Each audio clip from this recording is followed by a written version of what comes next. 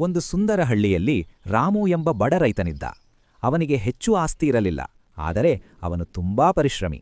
ಒಂದು ದಿನ ಅವನು ಒಂದು ಕೋಳಿಯನ್ನು ಖರೀದಿಸಿ ಸಾಕಲು ಶುರು ಮಾಡಿದ. ಅವನು ಆ ಕೋಳಿಯನ್ನು ತುಂಬಾ ಕಾಳಜಿಯಿಂದ ನೋಡಿಕೊಂಡ.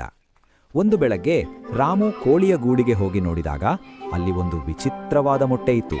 ಅದು ಸಾಮಾನ್ಯ ಮೊಟ್ಟೆ ಅಲ್ಲ, ಅದು ಬಂಗಾರದ ಮೊಟ್ಟೆ. ರಾಮು ಆಶ್ಚರ್ಯದಿಂದ ತುಂಬಿ ಹೋಗಿದ್ದ. ಅವನು ಆ ಮೊಟ್ಟೆಯನ್ನು ಮಾರಿದಾಗ ತುಂಬಾ ಹಣ ಸಿಕ್ಕಿತು.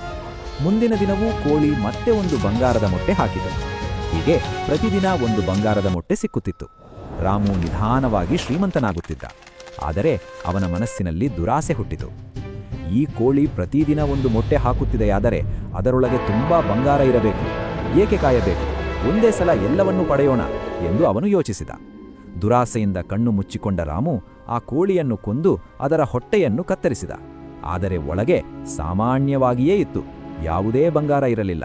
ತನ್ನ ತಪ್ಪನ್ನು ಅರಿತ ರಾಮು ದುಃಖಪಟ್ಟ. ಆ ದಿನದಿಂದ ಅವನಿಗೆ ಬಂಗಾರದ ಮೊಟ್ಟೆಗಳು ಸಿಗಲಿಲ್ಲ. ಅವನು ಮತ್ತೆ ಬಡವನಾದ.